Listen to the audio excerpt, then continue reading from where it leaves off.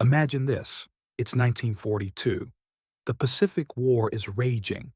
Typhoons tear through jungle islands, bombs fall from the sky, and thousands of American soldiers are sleeping in muddy tents, soaked to the bone.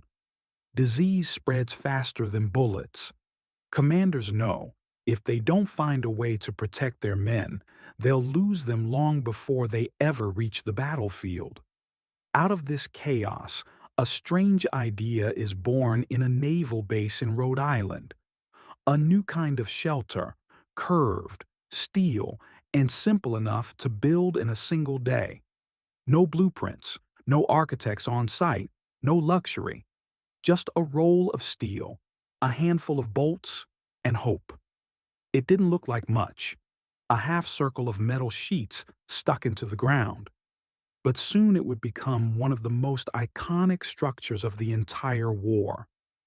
They called it the Quonset hut, a name that meant nothing until it meant survival. At first, even the engineers themselves didn't believe it would work. How could a thin layer of corrugated steel protect against bombs, heat, and tropical rain? But when the first prototype went up, something remarkable happened. The curved arch design deflected wind and shock waves. Rain rolled off its sides. Inside, it stayed cooler than the jungle outside, dry, solid, and safe. Soon, shipments began leaving Rhode Island by the thousands. Crates marked U.S. Navy, emergency housing. Each hut could be built anywhere, from a frozen base in Alaska to a jungle in Guadalcanal, using just a handful of untrained men and a wrench. It was simple, it was brilliant, and it worked. If stories like this fascinate you, if you love learning how forgotten engineering shaped victory, make sure to subscribe to the channel and leave a like. It helps more than you can imagine, and it keeps history alive for others to discover. By mid-1943, over 100,000 Quonset huts were standing across the world. They became barracks, hospitals, command centers, mess halls, and even chapels. Soldiers called them the steel tents that never leaked. When typhoons ripped through Okinawa, the huts stayed standing. When bombs fell near airstrips, the curved roofs bent but rarely broke. In those metal shells, soldiers found more than just protection.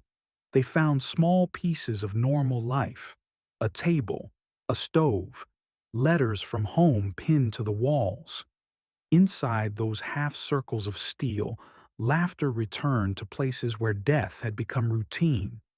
The Quonset hut wasn't just architecture, it was a symbol of human resilience. Proof that even in the most destructive war in history, people were still building things meant to protect, not destroy. The first Quonset huts left the American East Coast in convoys that stretched across the Atlantic. Steel crates, each marked with a serial number and a promise: shelter anywhere. Every crate held the same dream: a portable home for men who hadn't seen home in years. When the shipments arrived in England, soldiers gathered around them in disbelief. To them, the war had meant destruction, cities turned to dust, bridges blown apart. And now the Americans were sending homes? The instructions were simple, printed on a single waterproof sheet. Lay the foundation, connect the arches, bolt the plates. No engineers, no special training, just teamwork. The first one went up near the coast of Devon in the pouring rain. 6 soldiers, 1 hammer, and 2 hours later a curved steel hut stood gleaming under the storm. Inside, it was quiet. The rain drummed against the roof like music. One of the men whispered, "It feels like we just built a miracle." Word spread fast. Soon Quonset huts appeared everywhere, lining airfields, hidden in forests, standing proudly in the middle of muddy camps. Some were camouflaged with branches, others painted white for the Arctic. Wherever the war went, the huts followed. They became the skeleton of the Allied world. In North Africa, they kept the sandstorms out. In the Pacific, they survived typhoons that tore wooden structures to shreds. In Alaska, they glowed with warmth against the snow. And every time soldiers built a new one, they were reminded of something simple but powerful. You can destroy cities, but you can't destroy human ingenuity. When the D-Day invasion began, Quonset huts were among the first supplies shipped to Normandy. They came packed flat, stacked high on landing crafts, next to fuel and ammunition. Within days of the beaches being secured, huts were going up. Hospitals, field kitchens, supply stations. Wounded soldiers who had crawled through hell opened their eyes under curved steel ceilings and thought they were dreaming. They were the same shape everywhere, the same smell of hot metal and dust, the same feeling of safety. It didn't matter if you were in France, the Philippines, or New Guinea. The moment you stepped inside one, you knew you were among friends. A British officer once wrote, "It is the only building that feels like home no matter where we fight." You enter a Quonset hut, and for a moment, the war disappears. By 1944, the Quonset hut wasn't just a shelter, it was an icon. Even enemy spies reported them in reconnaissance photos, calling them the half-moon houses. German prisoners who saw them for the first time couldn't believe how quickly they appeared, as if the Americans were planting small cities overnight. Every bolt, every arch, every echo inside those walls was proof of something deeper.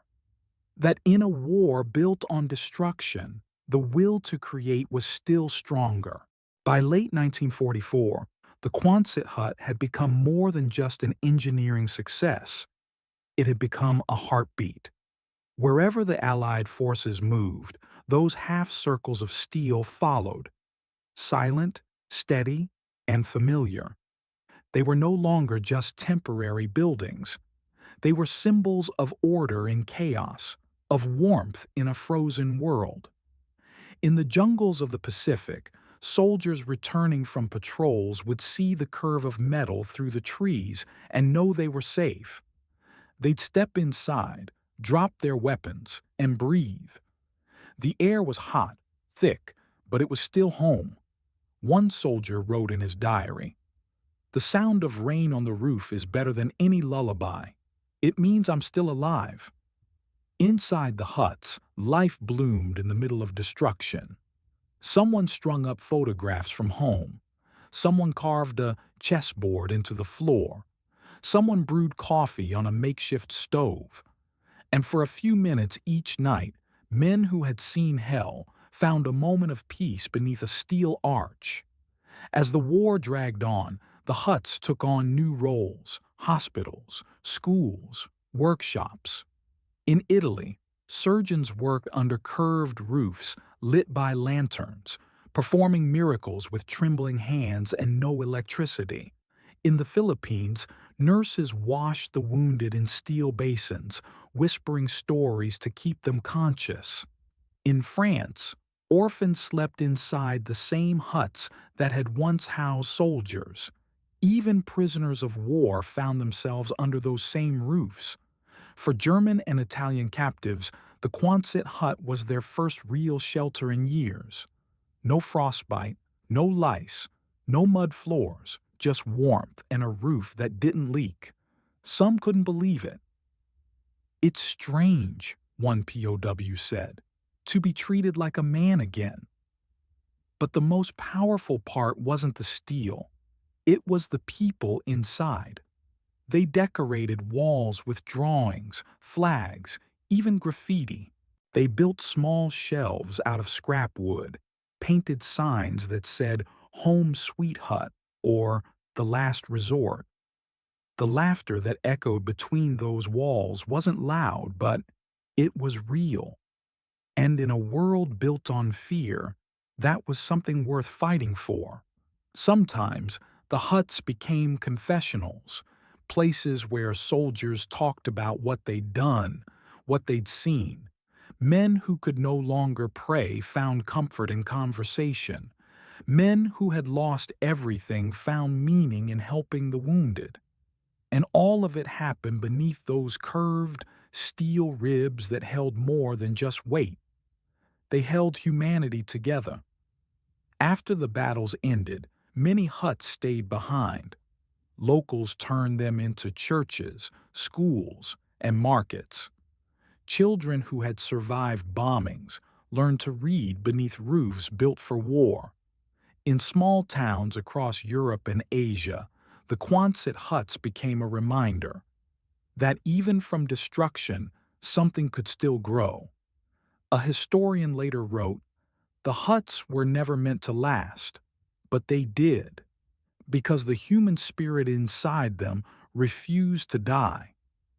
And maybe that's what made them special. They weren't beautiful, they weren't comfortable, but they were proof that in humanity's darkest moment, people were still building homes. When the guns finally went silent in 1945, the world was left in ruins, cities shattered, millions displaced, and nothing that resembled home. But scattered across continents, from Normandy to Okinawa, tens of thousands of Quonset huts still stood strong. Their curved steel bodies had survived storms, bombs, and fire. Now, they were about to survive peace. The military had no use for them anymore, but civilians did. Refugees and families who had lost everything moved into the huts the soldiers left behind. They patched the holes with wood, painted the walls, and turned these cold metal shells into homes. Children were born inside huts once filled with soldiers. Weddings took place under steel ceilings once scarred by shrapnel. And the laughter that filled them after the war sounded just like the laughter that had saved men during it. In Britain, they became classrooms. Thousands of children learning to write under roofs built for battle. In Japan and the Philippines, they became hospitals and workshops. In America, they turned into college dorms for veterans coming home under the GI Bill. For a generation that had seen the world fall apart, these huts became proof that you could rebuild, not with perfection, but with perseverance. A former engineer who helped design the first huts once said, "We built them for war, but they were used for life. That's the best thing any builder could hope for." And he was right. The Quonset hut wasn't just another wartime invention.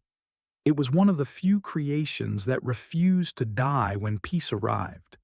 Its design spread everywhere: airports, warehouses, barns, workshops. Even today, 80 years later, you can still find them standing, rusted, weathered, but proud. In remote Alaska, one still shelters a family through the snow. In Guam, a hut turned into a church still rings its bell every Sunday. And in Rhode Island, where the first one was ever built, an old plaque still reads, "From here, we built homes for a world at war." What made them so powerful wasn't just the steel, it was the story. The idea that, even in war, someone cared enough to make sure men could sleep dry, eat warm, and dream again. That design wasn't about domination, it was about decency. The huts proved that humanity's strength doesn't just come from weapons or victory. It comes from the ability to build something that protects others. In the end, that's the quiet victory that outlasted every battle. Today, historians call them temporary structures, but they've outlived empires. And maybe that's the perfect metaphor for the generation that built them. Fragile, yet unbreakable. When people look back at the war, they see tanks, planes, and guns. But the real miracle wasn't in destruction. It was in the curved shadow of a steel hut, standing through rain and fire, reminding the world that even in its darkest hour, humanity never stopped building homes. Decades passed. The huts began to rust, their steel bones fading into the landscapes they once saved. Grass crept over their walls. Wind whispered through the bolts that once held the world together. But for those who had lived inside them, the memory never faded. Veterans returning to visit old bases would stop in front of the curved shells and smile. They'd run a hand over the cold metal and remember the nights when rain hammered the roof, and they felt, for the first time, safe. Inside those arches, they had laughed, cried, healed, and dreamed about home. To them, the sound of rain on steel was not noise. It was peace. Some brought their children there. They'd say, "This is where your father slept. This is where we rebuilt ourselves." And even if the kids couldn't understand, they felt the gravity in their parents' silence. In museums today, a few Quonset huts have been preserved, clean, bright, polished. But the truth is, the beauty of those huts was never in how they looked. It was in the people they sheltered, the medics who saved lives by candlelight, the engineers who built under gunfire, the soldiers who shared a single blanket on a cold night and still found the strength to laugh. Every dent in the metal, every scratch, every burn mark told a story of hands that refused to stop building even when everything else was falling apart, a story of how a simple idea, a curved roof of steel, could carry the weight of a generation's hope. When the last of that generation began to fade away, historians tried to measure what the huts had meant. They spoke of numbers, logistics, design, but they missed the quiet truth. The Quonset hut was never about steel. It was about people. It was proof that in humanity's darkest hour, our instinct wasn't just to fight, it was to build. Even today, when storms hit or wars return, engineers still look back at that design, simple, strong, quick to assemble, and carry its spirit forward. Not because of nostalgia, but because the idea behind it was timeless. Protect life, no matter what it takes. Somewhere, in a forgotten field, one hut still stands. Its roof has holes, its walls are thin with rust. But when the wind moves through it, the sound is soft, almost like breathing. It's the sound of history still alive. It's the echo of every laugh, every prayer, every hammer strike that once rang against its frame. And maybe, if you stand there long enough, you can still hear it, the heartbeat of steel, built not for glory, but for humanity. Time has a way of burying stories. The battles fade, the medals rust, and the photographs yellow with age. But some things refuse to disappear. They stand quietly, forgotten by most, yet still carrying the weight of 1,000 memories. Across the world, those curved steel huts, the Quonset huts, are still here. Some hidden in overgrown fields, others beside highways, their paint peeling and roofs dented.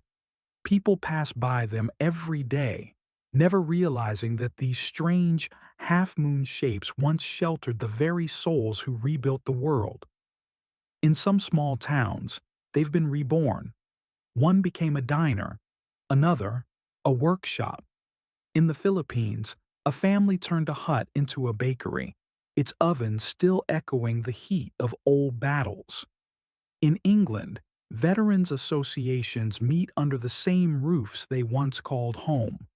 And in the United States, a few have become museums, quiet, humble spaces where history whispers through steel walls. Inside one of them, in Rhode Island, an old plaque reads, "Built for war, preserved for peace."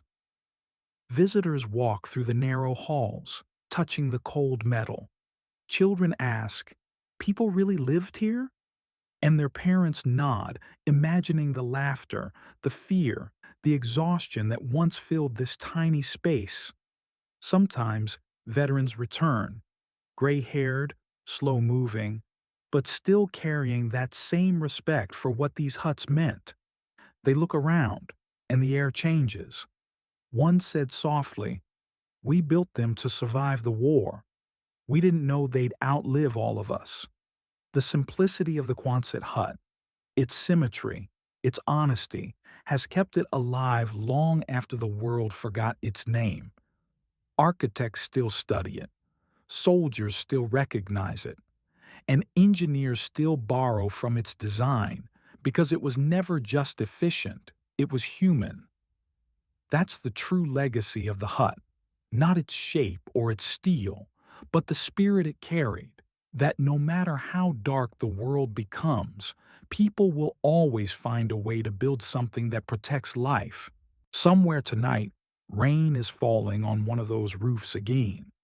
Inside, maybe there's laughter, maybe there's silence, maybe it's just an old building no one notices anymore. But if you listen closely, the sound is the same as it was in 1943, a steady rhythm of hope against metal. And that's the story this war left behind, not just of soldiers and nations, but of builders, ordinary men who gave shape to safety. The huts may rust, the names may fade, but what they stood for will not.